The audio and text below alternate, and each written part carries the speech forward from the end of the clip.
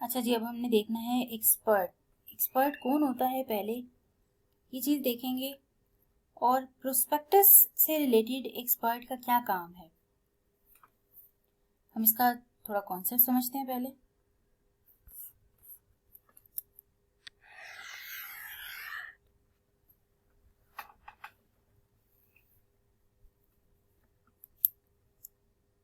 Mister Ali है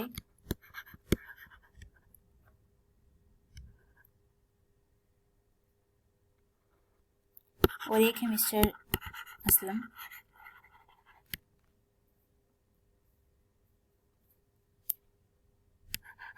mister Aslam का दोस्त है mister Akmal. Mister Aslam mister Ali से कुछ पैसे लेने गया उधार पे कि मुझे कुछ पैसे दे दो। अली ने कहा कि मैं तुम पे यकीन नहीं करता, तुम्हारी बात पे, तुम पता नहीं कल वापस करो ना करो, मुकर जाओ, तो मुझे किसी की ज़रा गारंटी कोई दिला दो।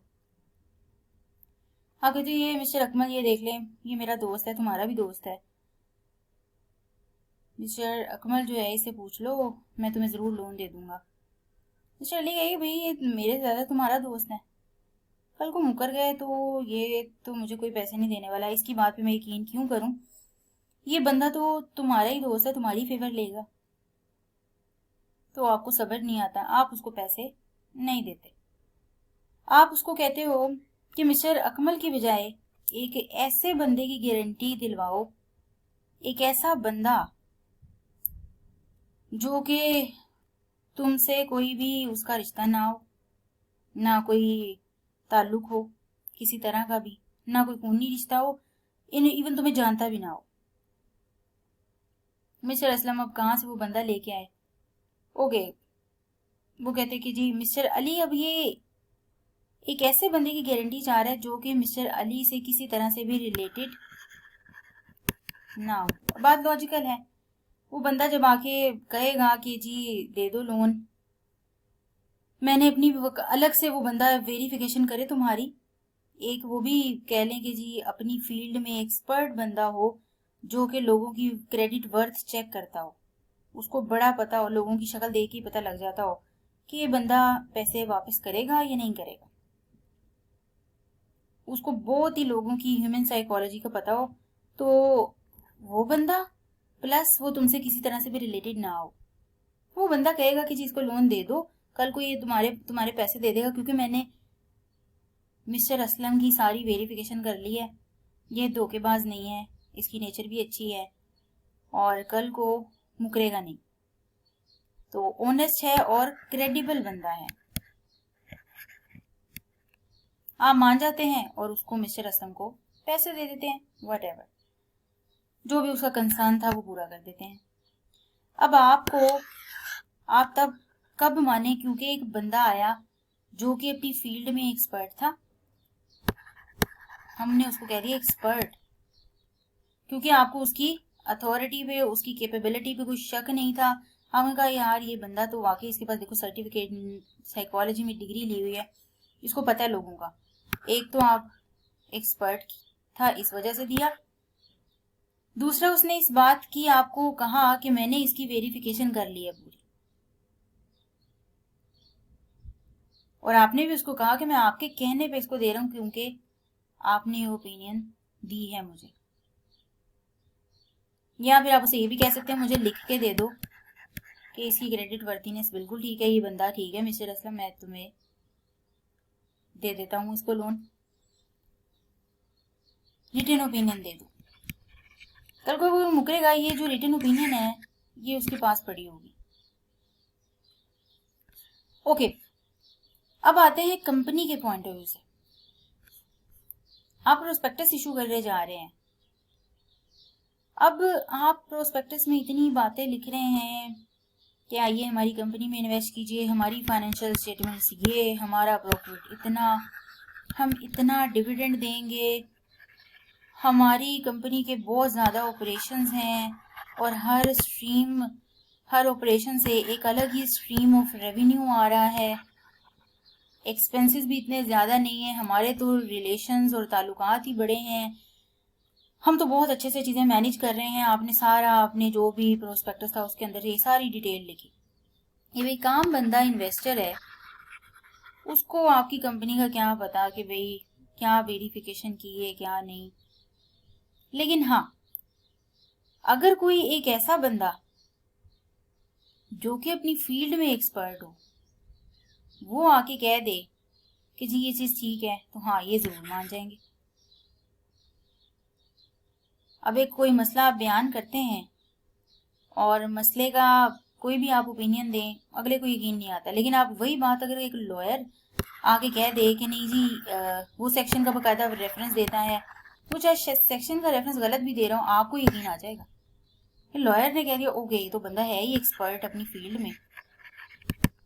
एक ऑडिटर है, चार्टर्ड अकाउंटेंट है, आप कहते हैं ये ऑडिटर जो है ये चार्टर्ड अकाउंटेंट है, अगला तो कोई सवाल ही पैदा नहीं होता।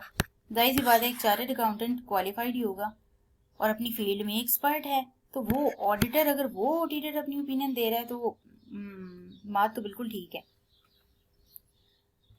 अच्छा, ये थोड़ी एग्जांपल आप ऑडिट में देख लेंगे, अगर ये वाली आपको समझ नहीं भी आई ऑडिटर वाली तो आप इसको इग्नोर कर सकते हैं। ऑडिटर एक आप आगे जाके चीज देखेंगे कि ऑडिटर कौन होता है। चार्टर्ड अकाउंटेंट ऑडिटर्स ही होते हैं, कंपनीज का ऑडिट करते हैं। ओके, हम बात कर रहे हैं एक्सपर्ट की। अच्छा, अब उन लोगों को कैसे यकीन आए कि ये बातें जो लिखी हैं वो सही लिखी हैं। आपने एसेट्स की वैल्यू अपनी फॉर एग्जांपल लिखी कि हमारे एसेट्स 3 मिलियन के हैं, वो कहेंगे भाई ऐसी फजूल में चीजें लिखी हुई हैं, पता नहीं अब कंपनी पे अभी भी उन्हें शायद यकीन ना आया। आपने इतनी ज्यादा अपने पॉजिटिव एस्पेक्ट दिखाए हुए, कंपनी तो अपने पॉजिटिव एस्पेक्ट दिखाएगी और अच्छी चीजें ही बताएगी, बुरी बातें कम ही बताएगी, तो इन्वेस्टर्स किस तरह यकीन करें। आप कहते हैं एक बंदा ऐसा जो कि एसेट्स की वैल्यूएशन करता हो, जो उसकी जो कंडीशन है एसेट की वो दे के बता दे, मार्केट का एनालिसिस करे, उसकी मार्केट में क्या वैल्यू चल रही है, उस जैसे एसेट की क्या वैल्यू चल रही है, तो वैल्यूएशन करके वो जो बंदा होगा जो जिसका काम ही वैल्यूएशन करना है वो तो एक्सपर्ट है। वो बंदा अगर ये बात कहे 3 मिलियन तो हाँ लोगों को यकीन आएगा।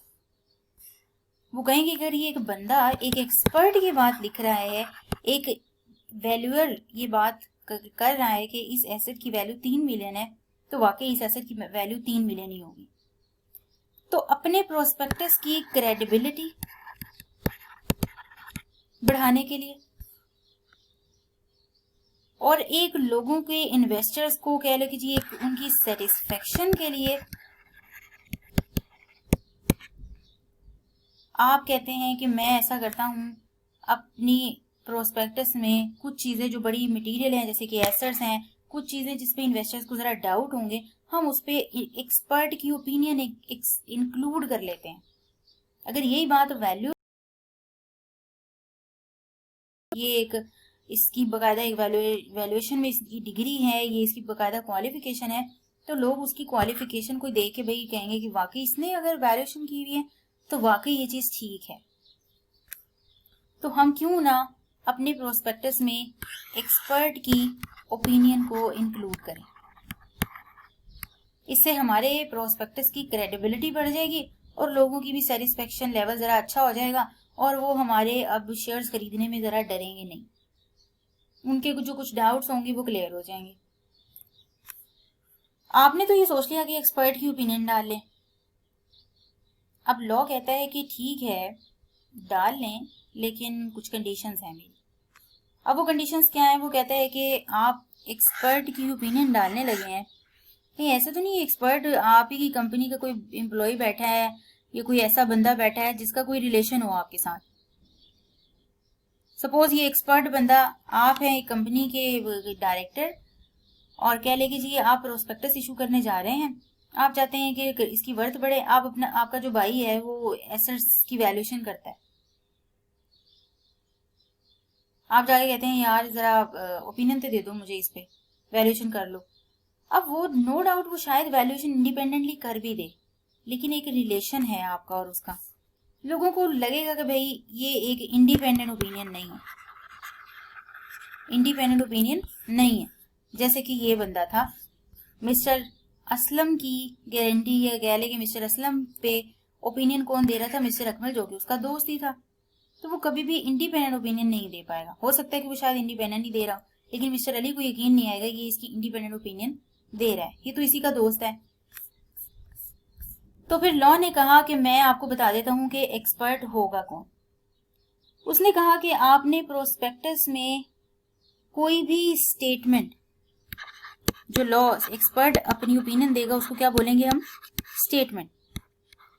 एक्सपर्ट लिखेगा कि एसेट्स की वैल्यू इतनी है और मैं इस बात की जो भी है कंसेंट दे रहा हूं, ये है स्टेटमेंट जो वो ओपिनियन देगा। तो लॉ कहता है कि प्रोस्पेक्टस में कोई भी ऐसी स्टेटमेंट नहीं इंक्लूड की जाएगी एक्सपर्ट की जब तक इस बात का यकीन ना हो जाए कि एक्सपर्ट साहब जो हैं who has been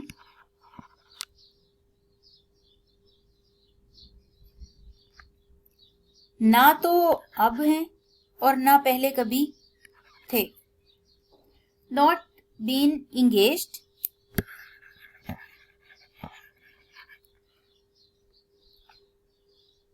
इज और हैज बीन, जो ना के अब है और ना कभी पहले रहा था। इंगेज, इंटरेस्टेड, अब ये मैं कुछ वर्ड यूज करने लगी हूं, आपने एज इट इज इसे याद रखना है। इंगेज्ड, इंटरेस्टेड,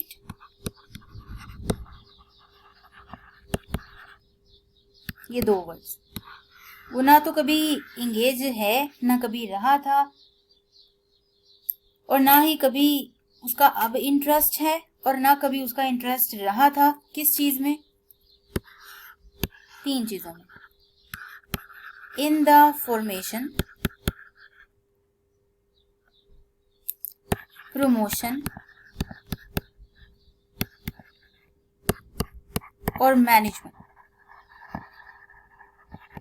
किसकी मैनेजमेंट? Of company.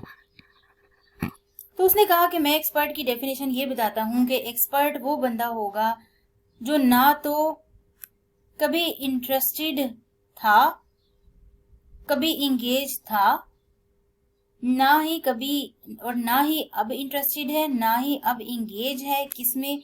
कंपनी की फॉर्मेशन में, कंपनी की प्रमोशन में, कंपनी की मैनेजमेंट में। फॉर्मेशन से मुराद कि कंपनी जब रजिस्टर हुई होगी तो ये प्रमोटर्स होंगे कुछ। अब तो शायद वो उस कंपनी के मेंबर्स ना रहे हों, उन्होंने सेल कर दी, ये चीजें शेयर्स वगैरह सेल कर दिए, लेकिन वो कंपनी का प्रमोटर रहा था।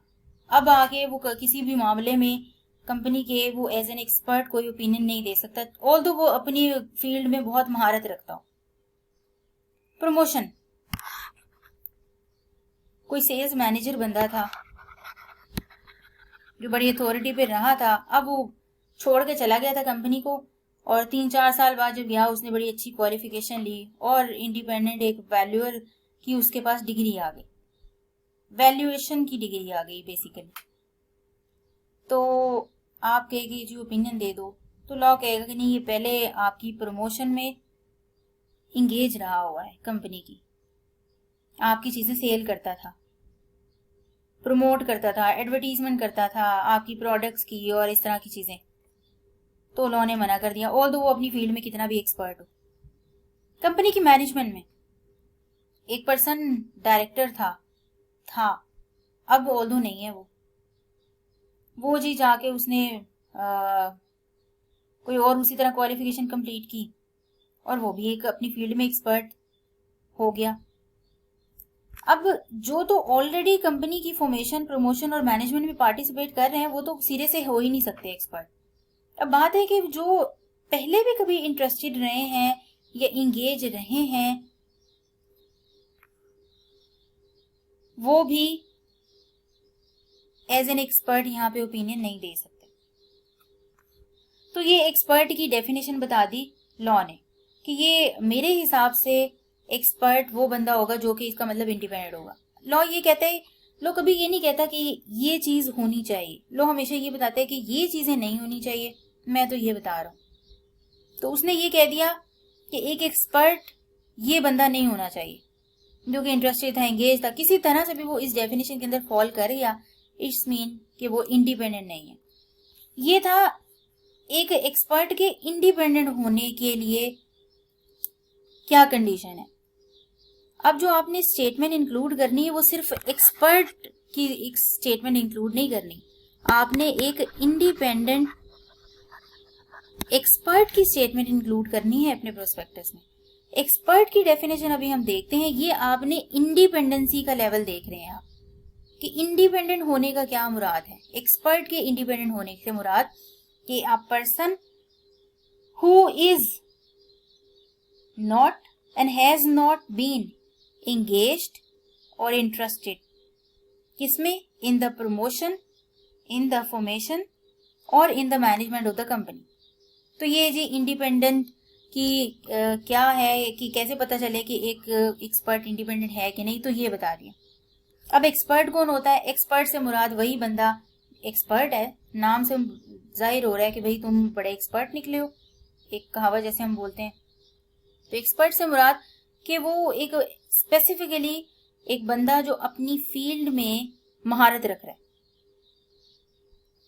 एक चार्टर्ड अकाउंटेंट, एक सीए जो है, एक लॉयर, एक बैंकर, एक वैल्यूअर जो वैल्यूएशन करता हो, एक इंजीनियर,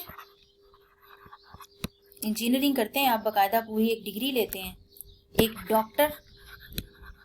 अब ये लोग हैं, इनके पास अपनी एक स्पेसिफिक क्वालिफिकेशन है, और इनसे ज्यादा इन लोगों की फील्ड का किसी को नहीं पता होगा। एक सीए से ज्यादा अगर एक लॉयर जाके जी बताइए कंपनी, कॉर्पोरेट लॉ, इस तरह की बातें एक लॉयर को नहीं पता होंगी जितनी एक सीए को पता होंगी।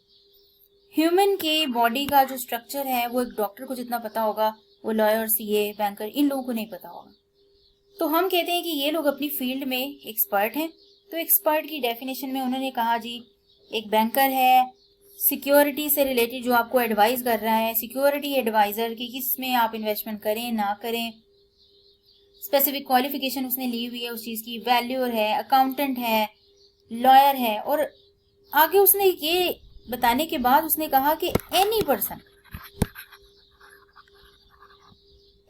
पर्सन जिसका प्रोफेशन उसको अथॉरिटी दे रहा हो कि हाँ आप स्टेटमेंट दे सकते हैं इस चीज में। एक चार्टर्ड अकाउंटेंट जब एक डिग्री आ गई, अब उसका प्रोफेशन उसको इस चीज को अलाउ कर रहा है कि आपके पास अब ऐसी क्वालिफिकेशन है कि हाँ, अब हम कहते हैं कि आपके पास ऐसा नॉलेज है जो किसी और के पास नहीं। आपके पास जो एक डिग्री है, इस बात का सबूत है कि आपके पास रिक्वायर्ड परक्विजिट नॉलेज है उस चीज का जितना चाहिए है कि आप एक स्टेटमेंट दे सकते हैं किसी चीज पे। आप फाइनेंशियल स्टेटमेंट पे एक स्टेटमेंट दे सकते हैं। फाइनेंशियल स्टेटमेंट्स आपके लिए कोई चीज ही नहीं है, आपको उसकी एक एक छोटी छोटी चीज का पता है, आप उसमें एक्सपर्ट हैं। एक लॉयर केस लड़ रहा है, वहां जाके किसी मसले पे बहस होती है तो लॉयर ओपिनियन दे सकता है, स्टेटमेंट दे सकता है कि ये चीज गलत है, सही है, क्योंकि लॉयर को पता है उस केस का, उस सेक्शन का पता है, उसने उसको स्टडी किया है अच्छे से, क्योंकि उसका प्रोफेशन उसको एक अथॉरिटी दे रहा है। जब डिग्री मिल गई तो आपके प्रोफेशन ने आपको इस चीज की अथॉरिटी दे दी कि आप उस चीज के बारे में स्टेटमेंट दे सकते हैं। तो ये हो गया जी एक्सपर्ट की डेफिनेशन। ऊपर हमने देखा कि एक्सपर्ट टू बी इंडिपेंडेंट, एक एक्सपर्ट के इंडिपेंडेंट से क्या मुराद है, और फिर हमने देखा कि एक्सपर्ट की लफ्जी जैसे मतलब है, एक्सपर्ट का मतलब क्या है, एक्सपर्ट होता कौन है। ठीक है, इंडिपेंडेंट तो हमने देख लिया कि इंडिपेंडेंट वो जो कंपनी की फॉर्मेशन, प्रमोशन और मैनेजमेंट में किसी तरह से भी इंगेज ना हो, इंटरेस्टेड ना हो। लेकिन बताइए एक्सपर्ट होता कौन है, हम कैसे माने? ये है क्वालिफिकेशन के हिसाब से। आप फर्दर जाके जब ऑडिट पढ़ेंगे तो ऑडिटर एक बंदा होता है, वो सीए जरूर होता है, लेकिन समटाइम्स वो भी कुछ वजूहात की बिना पे, कुछ कॉजेज, कुछ रीजंस की बेस पे किसी कंपनी को ऑडिट नहीं कर सकता। अब वो इसलिए नहीं कि वो क्वालिफाइड नहीं है, वो इसलिए कि शायद वो इंडिपेंडेंट नहीं है उस कंपनी से। तो इस वजह से कुछ एथिक्स लगेंगे, कुछ रूल्स लगेंगे, जिसकी वजह से वो इंडिपेंडेंट नहीं है तो ऑडिट नहीं कर सकता। अब यहाँ पे भी ये एक्सपर्ट हो सकता है, कोई इंजीनियर, वैल्यूअर, ये सब एक्सपर्ट तो हों, लेकिन हो सकता है कि उस कंपनी से रिलेटेड ये इंडिपेंडेंट ना हो, तो वो फिर उसकी ओपिनियन प्रोस्पेक्टस में नहीं आएगी। तो पहली बात, आप प्रोस्पेक्टस में ओपिनियन इंक्लूड करना चाहते हैं एक्सपर्ट की, तो पहली बात कि एक्सपर्ट अपनी फील्ड में, रेलिवेंट फील्ड में, पहले तो एक्सपर्ट की डेफिनेशन में फॉल करता हो। सेकंड कि वो फिर इंडिपेंडेंट हो। अगर वो इंडिपेंडेंट नहीं है तो फिर उसकी ओपिनियन को इंक्लूड नहीं किया जा सकता। अच्छा जी, अब एक और चीज, लॉ कहते हैं कि पहली चीज आपने देखना है कि वो एक्सपर्ट की डेफिनेशन में फॉल करता है, पहला क्राइटेरिया, एक्सपर्ट है कि नहीं है। दूसरा क्राइटेरिया, वो इंडिपेंडेंट है, ये क्राइटेरिया है। अब तीसरा क्राइटेरिया बताने लगा हूं, वो ये एक्सपर्ट जब ये स्टेटमेंट दे रहा हो तो उसकी कंसेंट भी ले लें। ये नहीं कि आप उसके पास गए और उसको कहा जी इस जरा एसेट की वैल्यू बता दें, उसने कहा 3 मिलियन, आपने उसको बताया ही नहीं कि आप उसकी ओपिनियन को अपने प्रोस्पेक्टस में शामिल करने लगे। इस चीज पे बकायदा उसकी कंसेंट अलग से चाहिए आपको। इतनी बड़ी बात है, आप उसकी बात वहां लिखने जा रहे हैं प्रोस्पेक्टस में, और फिर वो प्रोस्पेक्टस पब्लिक तक पहुंचेगा, कल को इस एक्सपर्ट का नाम आएगा इस चीज पे, तो एक्सपर्ट जरा एहतियात करे उस चीज पे। और सेकेंडली, उसकी फिर आपको कंसेंट अलग से चाहिए। किस चीज की कंसेंट? कि हम आपकी ओपिनियन को अपने प्रोस्पेक्टस में शामिल कर लें। आप देखें, ये चीज पे ओपिनियन तो आपने दे दिया है, हो सकता है कि एक्सपर्ट इस चीज को इंक्लूड ना करने दे, वट एवर रीजन, कि आप ना करें, कोई भी रीजन हो सकती है, वो शायद अपनी फील्ड में एक्सपर्ट ना हो तो इस वजह से वो आपको मना कर दे, कोई भी रीजन हो सकती है, तो उसकी कंसेंट लीजिए। लॉ कहता है कि उसकी कंसेंट लें। एक तो जुबानी कलामी कंसेंट हो जाती है कि जी हम आपकी ओपिनियन डाल दें अपने प्रोस्पेक्टस में, वो कहता है जी बिल्कुल डाल दें, उसने डाल दी और बात खत्म। नहीं, लॉ कहता है कि ऐसे नहीं जुबानी कलामी, उसको कोई लिख के दे। आप उसकी ओपिनियन जो है उसकी रिटन कंसेंट चाहिए आपको, रिटन कंसेंट। कोई बात, अब कंपनीज में बड़े बड़े जब मामला होते हैं वो रिटन होते हैं, जुबानी कलामी कोई चीज नहीं होती। तो आप उसको कहीं जी लिख के दें कि आपने अपनी कंसेंट दी, कल को मुकर ही ना जाएगी जी अभी कह दिया कि जी डाल दें, बाद में कीजिए मैंने कब कहा था। तो कहे जी अपनी कंसेंट एक तो लिख के दे कि मैंने इस पे कंसेंट दी है, आप मेरी स्टेटमेंट प्रोस्पेक्टस में डाल रहे हैं। दूसरा ये लॉ कहता है कि एक तो उसने जब कंसेंट दे दी, अब आपने उस एक्सपर्ट ने जैसे स्टेटमेंट दी थी आपने एज इट इज डालनी है। उसको कहते हैं इन the form and context, in the form and context. जैसे उसने बात की थी वैसे ही आपने बात करनी है। उसने अगर एक बात लिखी थी एसेट्स वैल्यूइंग दिस और कोमा, आपने उसकी बात को इन्वर्टेड कोमास में लगा के उसकी स्टेटमेंट को एज इट इज प्रोस्पेक्टस में डालना। तीसरी कंडीशन, पहला तो वो बंदा एक्सपर्ट की डेफिनेशन में फॉल करे, दूसरा वो एक्सपर्ट इंडिपेंडेंट की डेफिनेशन में भी फॉल करे, तीसरा उसने रिटन कंसेंट दी हो कि आप प्रोस्पेक्टस में उसकी ओपिनियन डाल दें, चौथा ये कि उसकी ओपिनियन जब आपने डालनी है तो इन द फॉर्म एंड कॉन्टेक्स्ट, जैसे उसने वो बात की थी वैसे करनी है। ये नहीं कि आपको कोई बात पता लगी, आपने तीसरे बंदे को बताया तो किसी और तरीके, तीसरे बंदे ने किसी और तरीके से, तो बात को मोल्ड नहीं करना आपने। उसने जैसे बात लिख के दी आपको, आपने इन द फॉर्म एंड कॉन्टेक्स्ट वो ऐड कर दी। लॉ कहता है कि यहाँ पे भी अभी रुकना नहीं है। एक और बात, ओपिनियन दे दी, कंसेंट भी दे दी, आपने एज इट इज वो चीज डाल भी दी, अब साथ प्रोस्पेक्टस में एक और चीज लिखें। ये ओपिनियन तो आप लिख ही रहे होंगे, ये स्टेटमेंट जो प्रोस्पेक्टस ने पे दी आपके एक्सपर्ट ने, वो तो आप लिख ही रहे होंगे प्रोस्पेक्टस में इन द फॉर्म एंड कॉन्टेक्स्ट। साथ अब आपने ये प्रोस्पेक्टस के स्टेटमेंट के बाद आपने ये भी लिखना है कि एक्सपर्ट ने कंसेंट दी है इस चीज पे, प्लस एक्सपर्ट ने इस कंसेंट को विड्रॉ नहीं किया। अब ये लिखने का क्या पर्पज है? लॉ आपकी हर चीज को कवर करता है। कल को एक्सपर्ट मुकर ना जाए इस वजह से, इसलिए उससे रिटन कंसेंट ले ली। कल को किसी तरह कोई बात मोल फोल ना हो जाए और एक्सपर्ट मुकर जाए कि जी मैंने कभी ये ओपिनियन दी थी इस तरह से, इन्होंने कंपनी ने खुद उसको अलग करके लिख दिया, इस वजह से कहा कि आपने इन द फॉर्म एंड कॉन्टेक्स्ट लिखना है। अच्छा, अब एक तीसरे मसले से बचने के लिए कि कल को कोई बात आती है तो वो एक्सपर्ट कहे नहीं मैंने, हाँ ठीक है मैंने पहले जरूर दी थी, बाद में मैंने विड्रॉ कर ली थी। इस चीज से बचने के लिए लॉ ने कहा कि आप प्रोस्पेक्टस में साथ ये भी लिखें कि अभी जब प्रोस्पेक्टस इशू करने जा रहे हैं, एक्सपर्ट ने कंसेंट भी दी है इस चीज पे और एक्सपर्ट ने ये कंसेंट विड्रॉ भी नहीं की। विड्रॉ का क्या मतलब है कि वापस नहीं ली, विड्रॉ नहीं की, अपनी ओपिनियन अपनी स्टेटमेंट वापस नहीं ली कि जी मैंने कंसेंट नहीं देता और आप मेरी ओपिनियन मेरी स्टेटमेंट अपने प्रोस्पेक्टस में शामिल नहीं कर सकते।